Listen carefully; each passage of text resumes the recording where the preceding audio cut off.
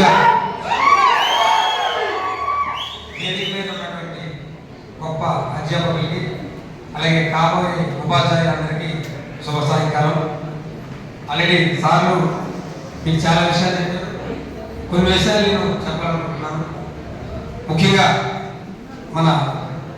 మీరందరికీ మన శేషానికి మీరందరూ కూడా కృతజ్ఞతలు తెలపాలి. ఎందుకంటే గురువు అనే అకాడమీ స్టార్ట్ చేశారు.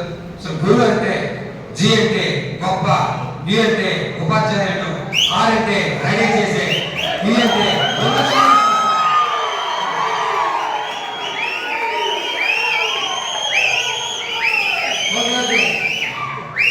ప్లీజ్.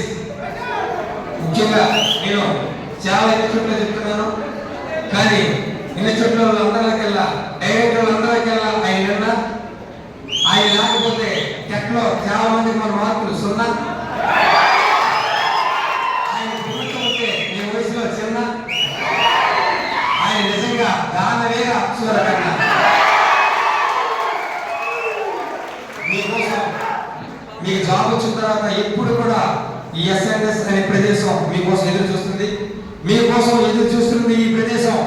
చదువు మీద పెంచుకోవద్దు ద్వేషం, చదువుకోకపోవడం ఒక దోషం, అది మీకు మీరు చేస్తున్న మోసం. గురువు అకాడమీ శిష్యుడిగా తిప్పాలి దేశం. మీకు మంచి అవకాశం. మీ పేరు లేదా ఇక్కడ ఆవేశం. ఆయన బతికేదే మీకోసం, లేకపోతే చేసిన ఉపన్యాసం. కాబట్టి మీరందరూ కూడా టైం వేస్ట్ చేయకుండా చదవాలి.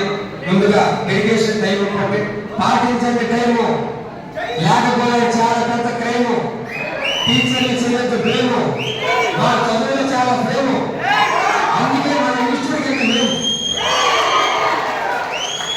ఒక పక్క మీరు ముఖ్యంగా ఉపాధ్యాయులు అయితే బాగా ఫీల్ అయ్యేది నెంబర్ 1 మీ తల్లిదండ్రులు, నెంబర్ 2 టీచర్స్. మీ తల్లిదండ్రులు టీచర్స్ ఇద్దరు చాలా హ్యాపీగా ఫీల్ అవుతారు. మీ తల్లిదండ్రులు చూస్తే రాత్రి పగులు ఎండనగా వాననగా రేయనగా రప్పనగా పగలనగా రాయనగా